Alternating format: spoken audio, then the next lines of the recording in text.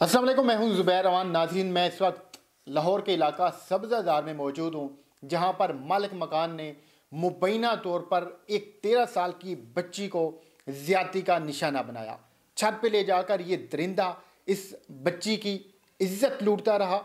ये जब बच्ची ने शोर मचाया तो इसको रोता धोता छोड़कर यहाँ से फ़रार हो गया। ये सारा वाक़या हुआ कैसे? तो मेरे साथ ये 13 साल की बच्ची मौजूद है। आइए इससे बात करते हैं, इससे जानते हैं। बेटा, क्या नाम है आपका? अलीज़ा। अलीज़े, क्या हो गया आपके साथ? 30 तारीख की रात को मालिक मकान आया था। 11 बजे का, 11:15 बजे का टाइम था। तो उसने पापा को आवाज़ दी। मैंने कहा भाई पापा घर पे नहीं है। कहता मामा। मैंने कहा मामा भी घर पे नहीं है। तो कहता मैंने छत देखनी है। तो मैंने कहा मम्मा पापा आएंगे, आप फिर देख लेना। कहता नहीं मैंने अभी देखनी है। मैंने कहा फिर देख लें। मैं अंदर आके लेट गई। उसके बाद उसने मुझे आवाज़ें दी है। मैंने कहा जी। कहता ऊपर आओ, ऊपर आपने पानी और बट्टे खिला रहे हो। मैंने कहा भाई ऊपर तो कुछ भी नहीं। कहता आओ तो सही। मैंने कहा अगर है भी ना तो मम्मा पापा आएंगे, मैं साफ़ कर दूँगी। तो कहता नहीं आओ तो सही। मैं चली गई। उसने मुझे छत से धक्का दिया अंदर कमरे में, और दोनों साइडों से कुंडी लगा के मेरे भी कपड़े उतारे और अपने भी कपड़े उतार के, मेरा मुंह बांध के, हाथ भी बांध के, और मेरे साथ ज़्यादती की।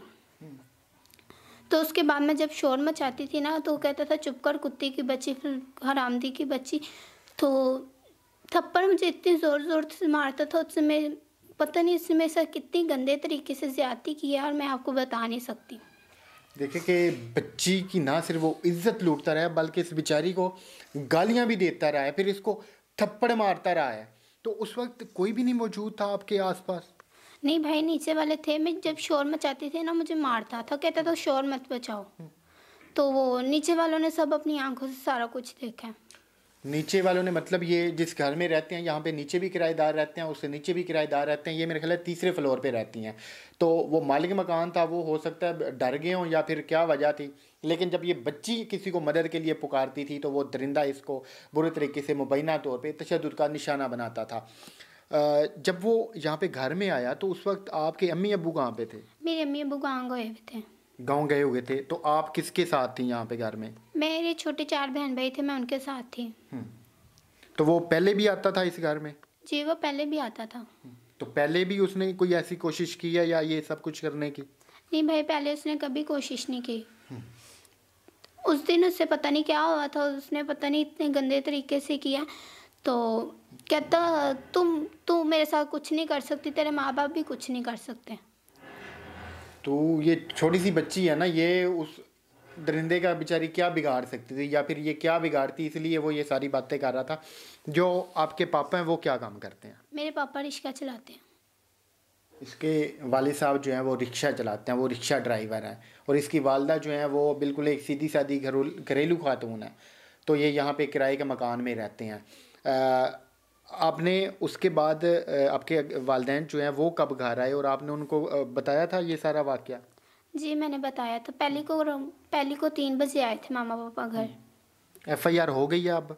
जी, हो गई है। और मेडिकल भी हो चुका है? जी। तो वो पकड़ा गया मुलजिम के नहीं? नहीं, वो भी नहीं पकड़ा गया। क्या वजह, वो क्यों नहीं पकड़ा जा रहा? सर, वो पैसे लगाए जा रहा है, पैसे लगाए जा रहा है। हम लोग गरीब बंदे हैं, हम लोग कुछ नहीं कर सकते। हम गरीब हैं, हम कुछ भी नहीं कर सकते। जो आपके अब्बू हैं वो रिक्शा चला के रोज़ाना के कितने पैसे कमा के लाते हैं? 300-400 रुपया लेके आते हैं। जब से ये सारा वाक़या हुआ है आपके साथ, आपको थाने के कितने चक्कर लगाने पड़े हैं? हम तो रोज़ाना जाते हैं, रोज़ाना के 2-3 चक्कर लगते हैं हमारे। जिनके साथ ये सारा कुछ हुआ है वो बेचारे रोज़ाना के ये चक्कर लगा लगा के थक चुके हैं, ये तंग आ चुके हैं। अब जो इस बच्ची का वालिद है वो रिक्शा चलाए या फिर अपनी बेटी के लिए ये इंसाफ मांगता फिरे। तो ये वीडियो बनाने का मकसद इतना होता है कि हम इन लोगों की आवाज़ बने। ये जो ऐसे दरिंदे हैं उन्हें सख्त से सख्त सज़ा मिले, ताकि ऐसे कई गरीबों की बच्चियां अपनी इज्जतें गंवाने से महफूज रह सकें और ऐसे दरिंदों को सख्त से सख्त सज़ा मिले। अभी क्या मुतालबा है, इसको क्या सज़ा मिलनी चाहिए? सर, इसको फांसी होनी चाहिए। फांसी के अलावा इसको कुछ भी नहीं होना चाहिए। इसको फांसी होनी चाहिए। ये बच्ची है ना, ये गुस्से में है, इसने अपना सब कुछ लुटा दिया है। अभी इलाके में वैसे ये बदनाम हो चुके हैं, अब आगे इस बच्ची की शादी होनी है तो आप अंदाज़ा लगा सकते हैं कि कितनी तकलीफ़ का, कितनी मुश्किलात का सामना करना पड़ेगा।